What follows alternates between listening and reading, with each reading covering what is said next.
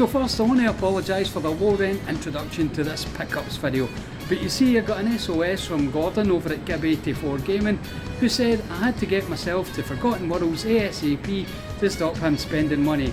Now of course I'm heading there now to stop him spending money, but probably won't stop myself spending money. So if you want to see what pickups I've had this autumn period, plus my trip to Forgotten Worlds, then you just wait until after these.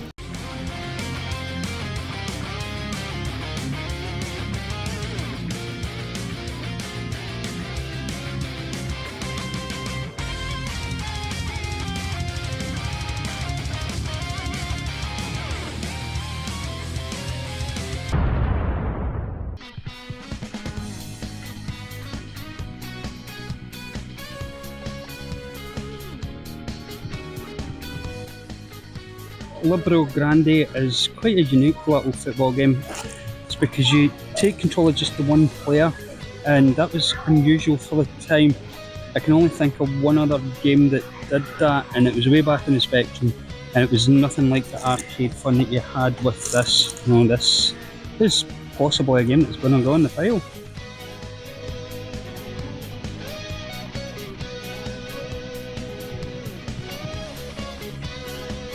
Okay, a bit of a confession, I do not have Okami and I've never played Okami.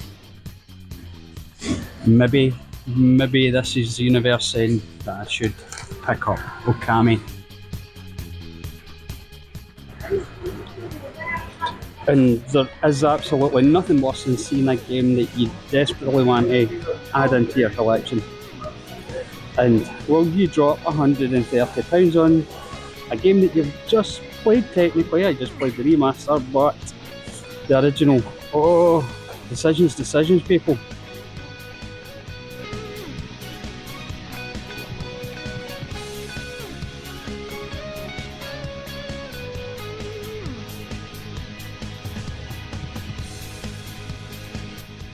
Never heard it. What is that? Oh, we have homebrew games. Oh, he's bought it, I think, actually. Who? He plays retro games back. Sure, that's it.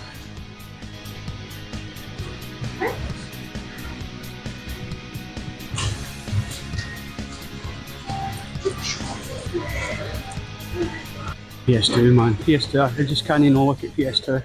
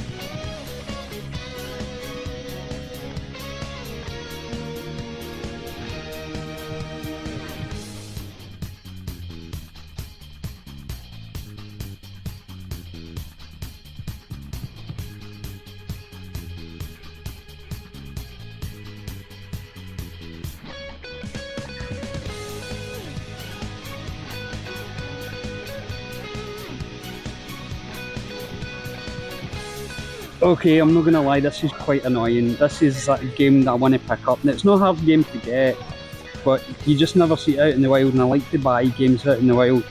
This, however, not just a cracked box, it doesn't have its front art, so I'm stuck here making a decision. Do I get this and then maybe piece it together? Oh, decisions. So here is a racing game that Steve over at Retro Red Steve hasn't put on his PlayStation 1 challenge, and do I buy it just in case Steve actually plays this and gives me the opportunity to join the challenge? I don't know. Don't know.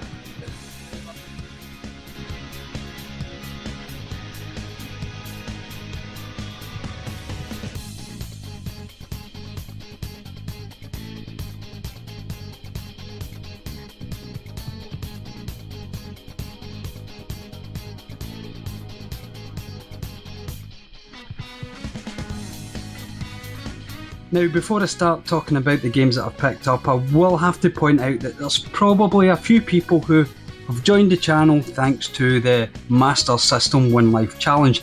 Now, if you're from that particular group and you're only interested in Master System games, then you will be a wee bit disappointed because this is Generation Pixel and I collect games from every generation, every genre and every console.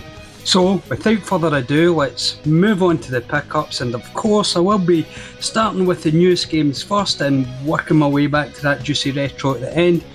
Without further ado, the first game that I picked up for the PlayStation 5 was Dying Light 2 Stay Human. Now this is not a game that I'm overly interested in myself, but as you can see it's a Steelbook edition, and because of that, in my, well, let's face it, it's becoming quite an addiction at the moment to pick up Steelbooks.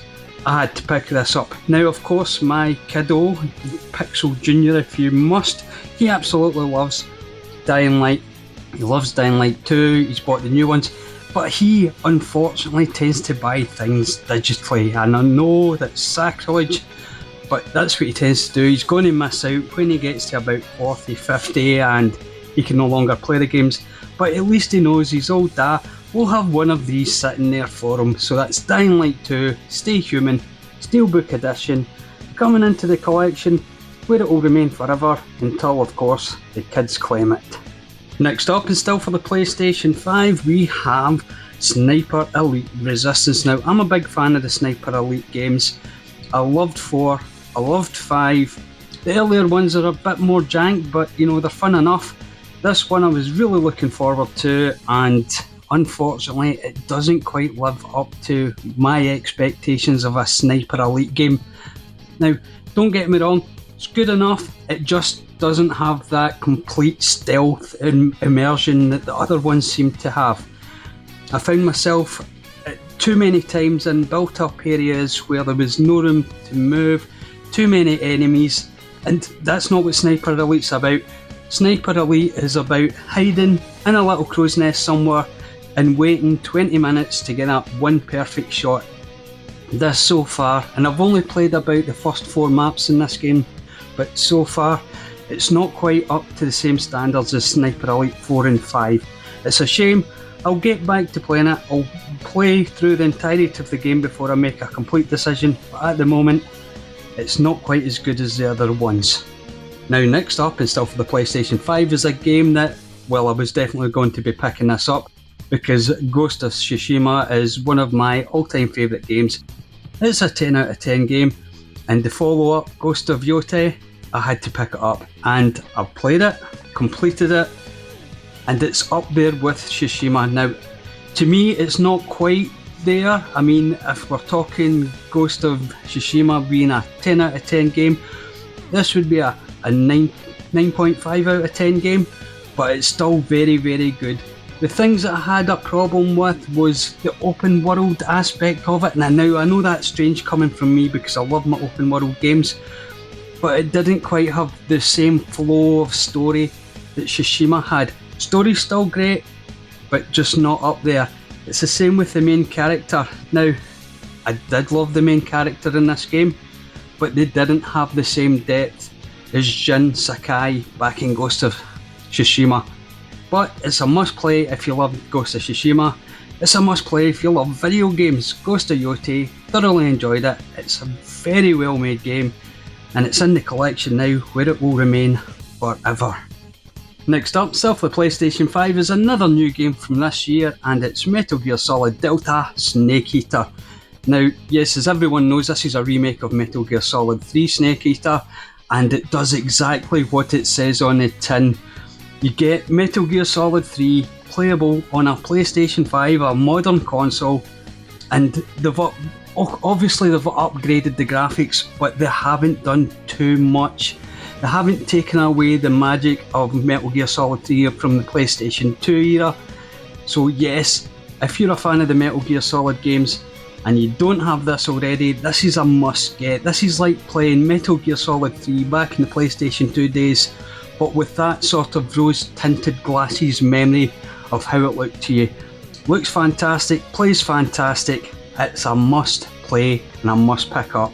Metal Gear Solid Delta Snake Eater, getting the thumbs up, and it's staying in the collection.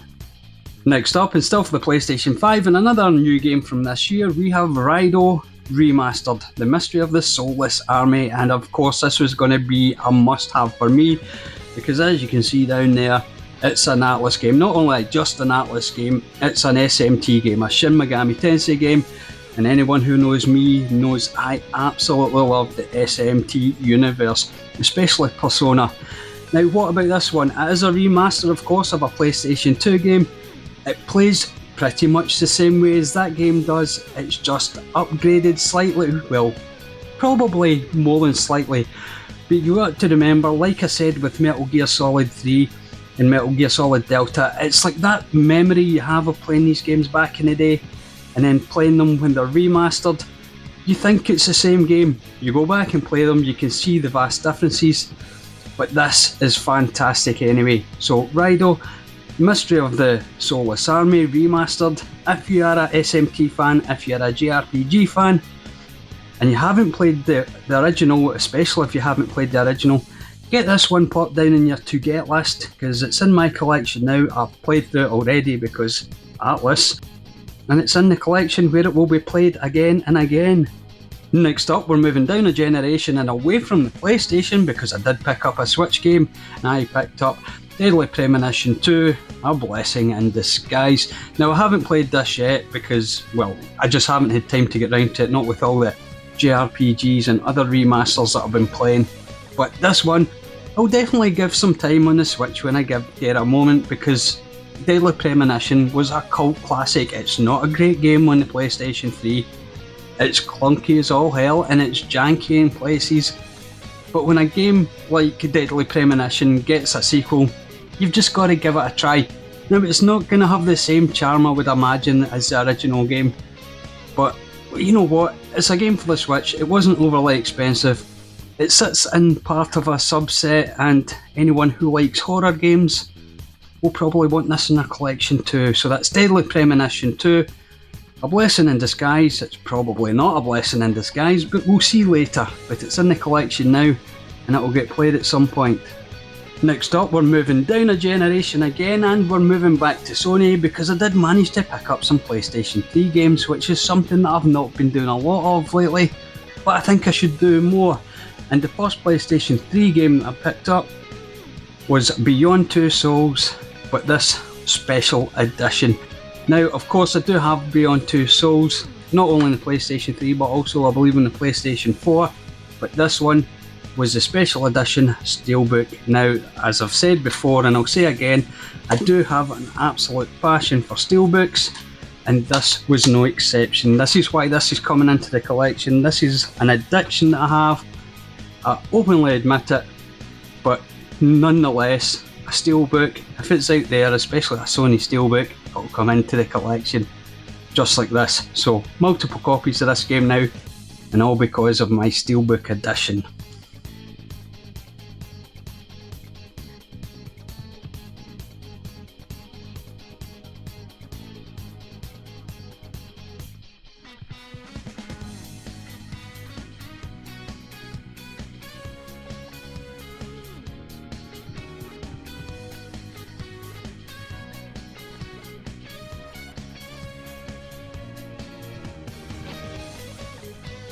Next up, and staying with the PlayStation 3, is a game that I actually don't have in my collection. It's a first-person shooter, and anyone who knows me knows I don't do well with first-person shooters.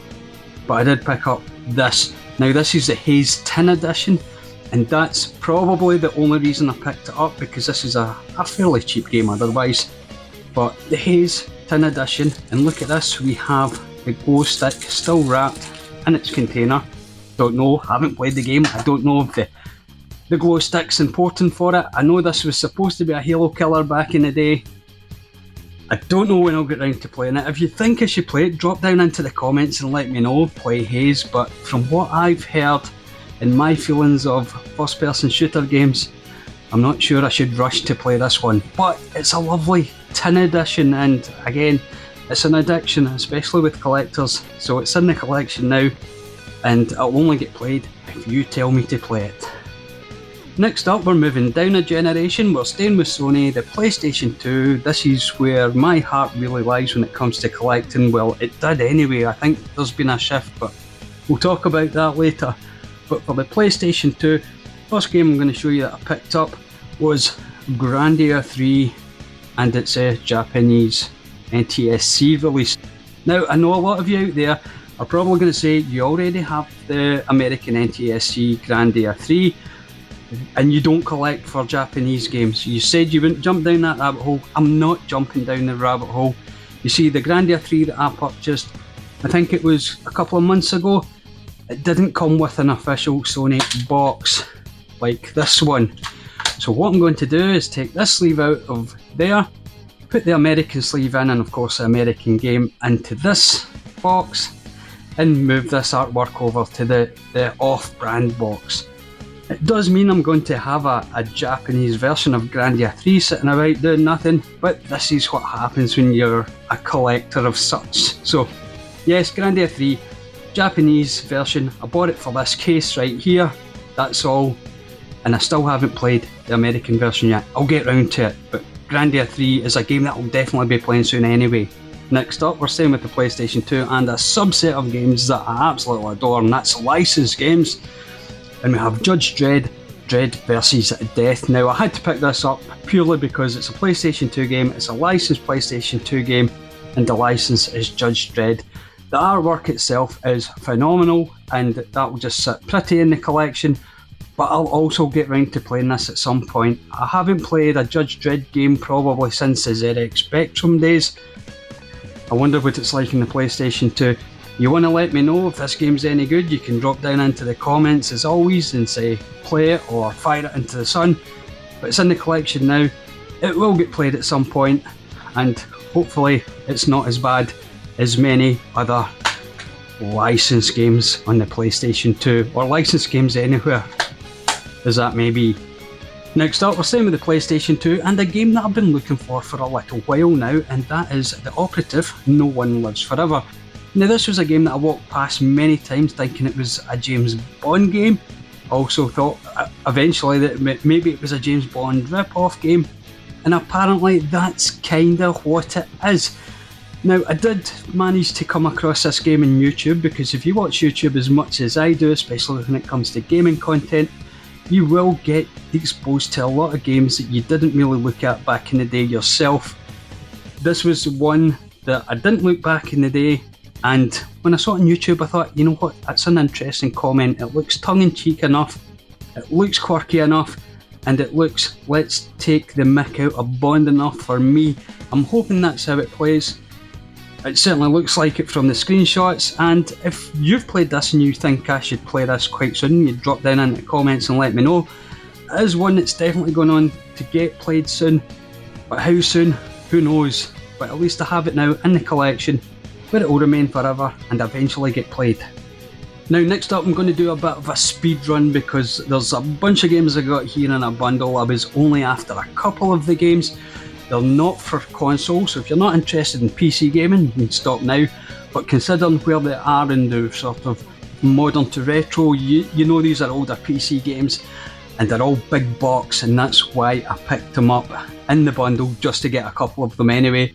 And we'll start with Requiem Avenging Angel. Now, no idea about this, didn't play it back in the day, don't know anyone that played it back in the day.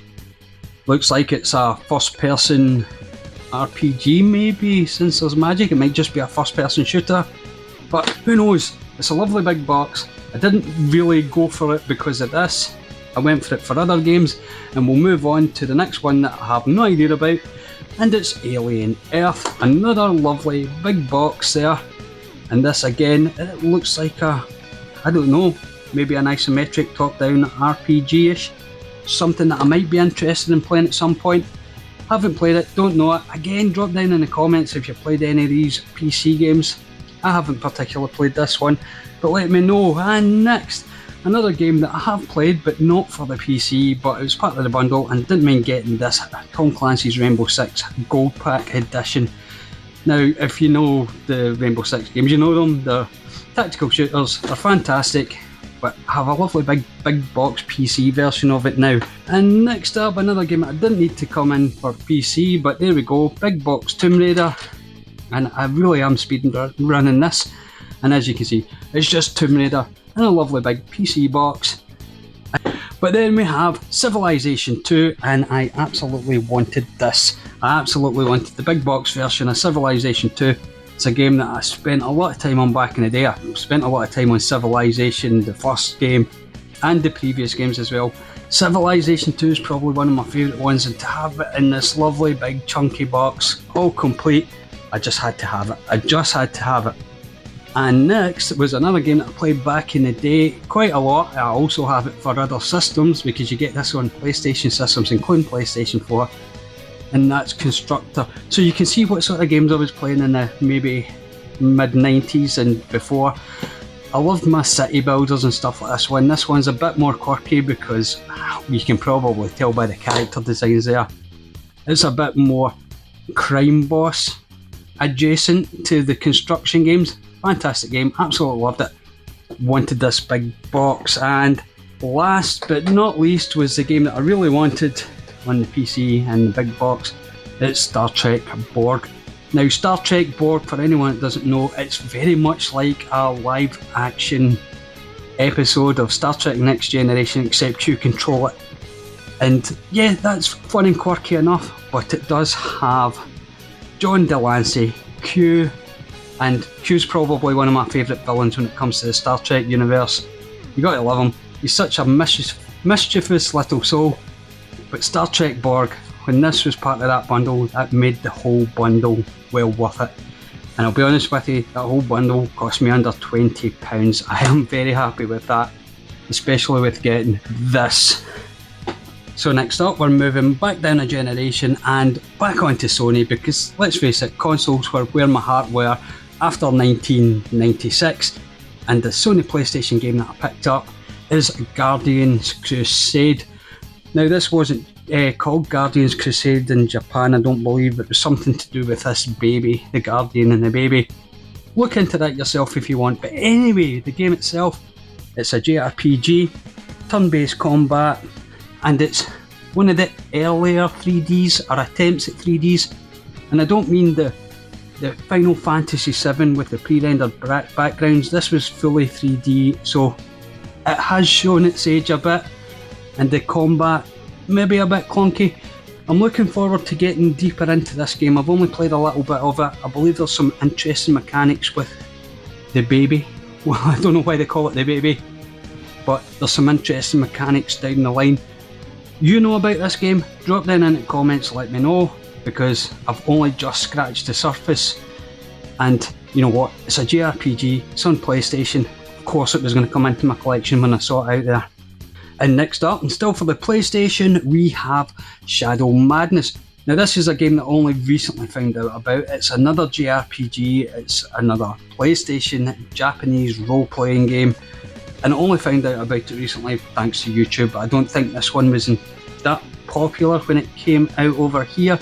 I think there was a lot of JRPGs that we didn't get because they weren't deemed as popular. This one, however, came with some interesting sort of reviews on YouTube, so I had to give it a try. And I'm going to tell you this, I played a little bit of it and the combat is frustrating as all hell. It has like an active time battle element, which is fine because obviously if you played the earlier Final Fantasy games back to 4, 5, 6, 7, 8, 9, you know what an active time combat system is. This one has it, but it is the most clunky menu you will ever see.